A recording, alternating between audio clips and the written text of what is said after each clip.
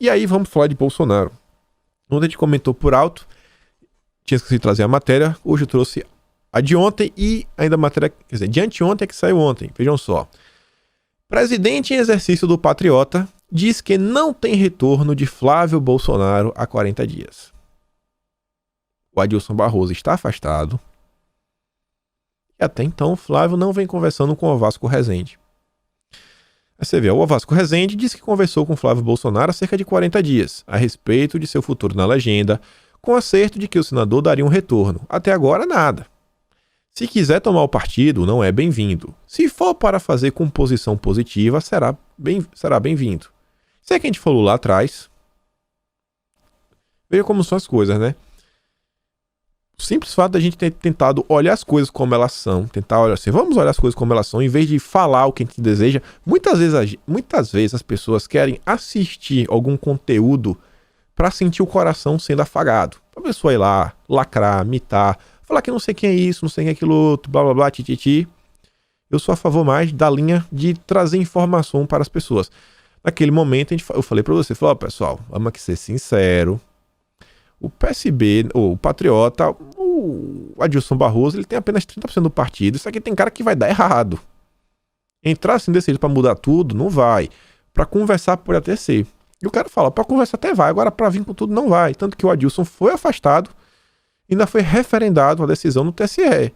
Pode ficar 90 dias e depois ainda ampliar por mais 90 dias. Ou seja, na época a gente viu lá só em janeiro. Talvez, se ele voltar, ele só vai voltar em janeiro. Vamos ficar esperando até lá. O Dória tá lá, afiliando o prefeito, trazendo o vereador, tudo mais. A intenção do senador era a de controlar a sigla com seu pai. Com o fracasso no acordo com o presidente da sigla, né, Adilson Barroso, Flávio reavalia a estratégia. Barroso foi tirado do posto e teve seus atos anulados após ter afastado Rezende e outros dirigentes do Patriota para obter maioria no Diretório Nacional, mudar o estatuto e abrir espaço para que Jair Bolsonaro e seus aliados tivessem um comando da legenda.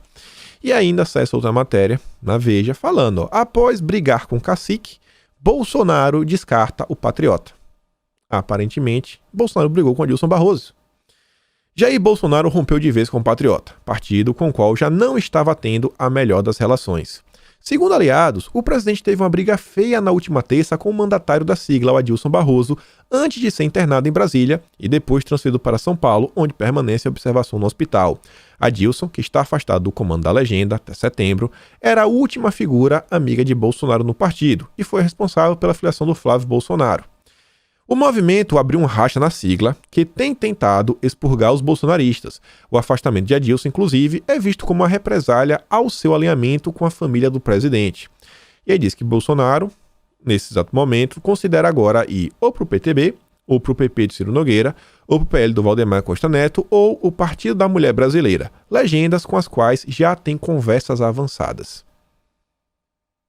Para que lado vai? O que eu vi é isso daqui. O Índio, Léo Índio, vocês devem conhecer, né? Da família Bolsonaro, primo deles, se filiou ao PL, que é o partido do Valdemar, mas também é o partido do Jorginho Melo, que está lá auxiliando o governo, né? Não dá pra falar que não está na CPI. Então, volto a falar, olha a quantidade de coisa que está acontecendo nesse momento na política brasileira. E os nossos deputados, o que eles estão fazendo? Alguns realmente estão trabalhando, alguns trabalham bem, conversando aí com um ou outro. Um tava aí, final de semana, foi no estado, fez aquela rodada, sentou com o prefeito, sentou com o vereador, tentando formar base, conversando com partidos. Agora a maioria, só Jesus na causa. A maioria dos deputados bolsonaristas, meu amigo, é botar a mão na cabeça e rezar, clamar que Deus toque o coração deles. A maioria. É complicado. Eduardo Paes, é interessante, né? O PSD do Kassab. Quais são os planos para 2022?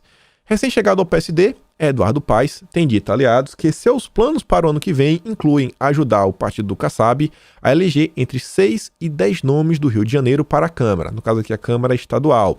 Hoje, a sigla tem apenas 3 deputados fluminenses, Hugo Leal, Pedro Augusto e Flor de Lis. Na verdade, aqui é a Câmara, acho que está falando Câmara Federal. Suspenso da legenda durante seu processo de cassação. Todo mundo diz que por onde Kassab vai, ele diz que a meta dele é 100 deputados em 2022. 100 deputados federais. Um número absurdo, acho muito difícil. Mas o Kassab tá trabalhando isso daí como louco, né? Filiando todo mundo, tirando gente de partido. E o PSD pode ser que vire o novo MDB.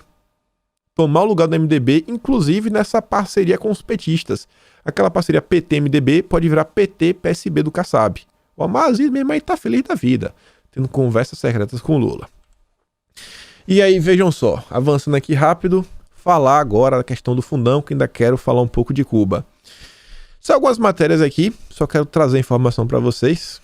Agradeço que não sei o que tenho que resolver esse problema. Para líderes, Bolsonaro não deve vetar fundão. O principal motivo citado é justamente o fato do presidente estar em seu maior momento de fragilidade política, precisando de apoio no legislativo. Além disso, dizem os líderes, mais do que ninguém, Bolsonaro precisará de um fundão robusto em 2022. E a análise é o seguinte, ou seja, bola de cristal à parte, todos concordam que Jair Bolsonaro é absolutamente previsível. Ninguém sabe se Bolsonaro vai sancionar, vai vetar.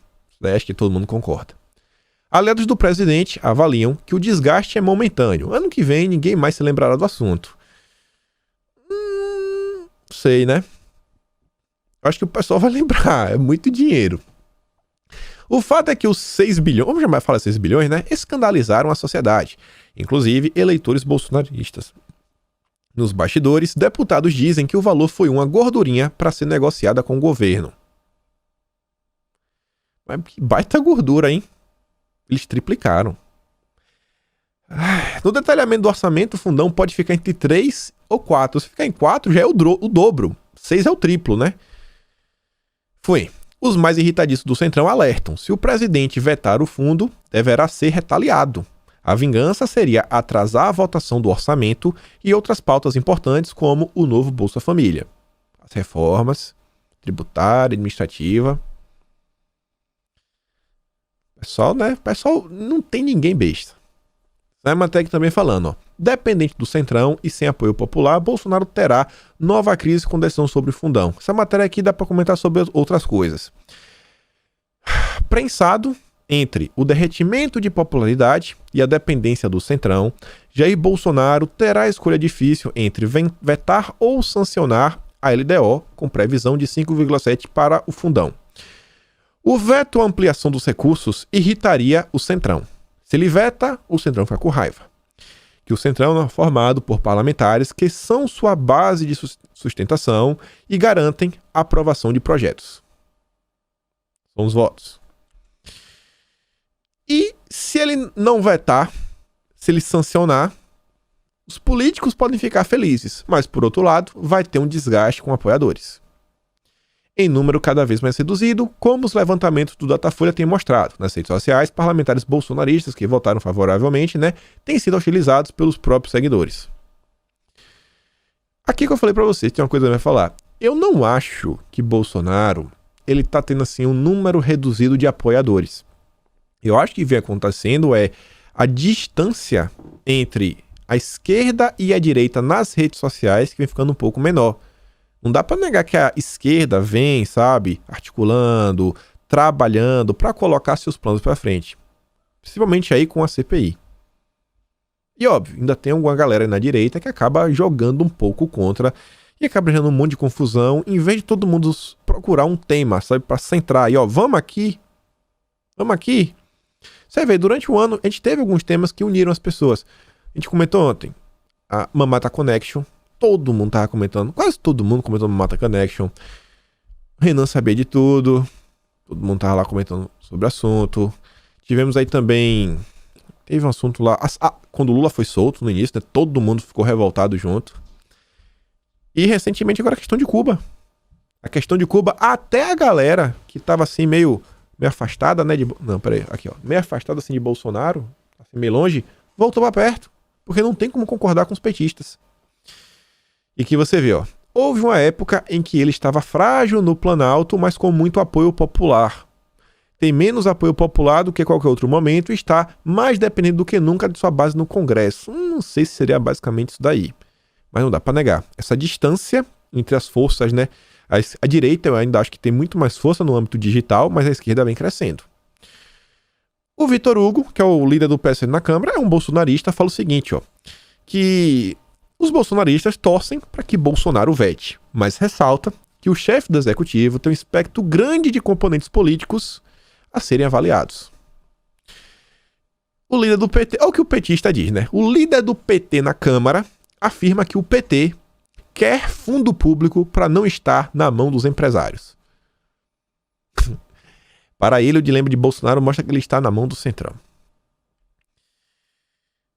Você vê, né? Muita gente falou que os bolsonaristas foram a favor do fundão e tudo mais. Pô, mas a própria imprensa aqui já solta a matéria agora mostrando, ó.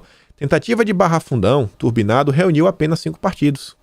O Novo, Cidadania, PSOL, Podemos e o PSL.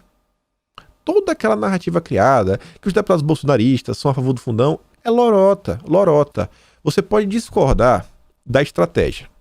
Qual a estratégia? É o seguinte, ó. Eles colocaram o fundão dentro da LDO.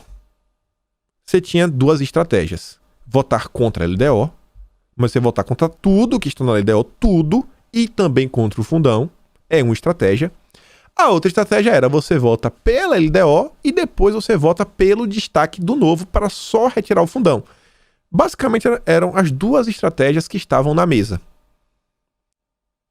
Se você discorda da estratégia, tudo bem, pô, discordou, você fez uma cagada, o que você fez acabou atrapalhando. Talvez a outra forma tivesse barrado o fundão. Quais seriam os outros problemas, outras consequências? Eu não sei, não teria como mensurar. É questão de estratégia. Agora, falar que os deputados bolsonaristas votaram pelo fundão é algo assim, né, que é bastante desonesto. Não dá pra falar isso. E aí eu trouxe aqui um comentário pra vocês, gente. Não, assim, a maior parte do tempo eu tento não reclamar. Mas esse daqui não teve como. Não teve como. A Ale Silva vem, né? Ela até fala assim que é uma opinião bem humilde, mas poderia ser bastante evitada. Essa daqui, inclusive, até já me ofendeu no passado, já ofendeu minha família. Para falar o seguinte, né? Que o presidente só deve vetar o aumento do fundão se não houver viabilidade orçamentária. Não, se couber no orçamento, aprova. No mais, não vale a pena se desgastar com o Congresso.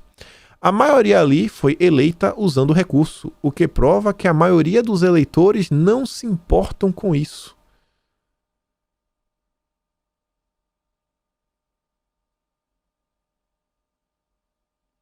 Na verdade, assim, né? Se você olhar as pessoas que tiveram a maior quantidade de votos e a que estão na Câmara, não acontece a mesma coisa. A maioria das pessoas eleitas vieram pelo quociente eleitoral. E você me falar que a maioria dos eleitores não se importam com isso, não se importam com triplicar o fundão, sabe? É meio complicado. É meio complicado. São os nossos deputados bolsonaristas, né? Era que eu boto a mão na cabeça, Jesus.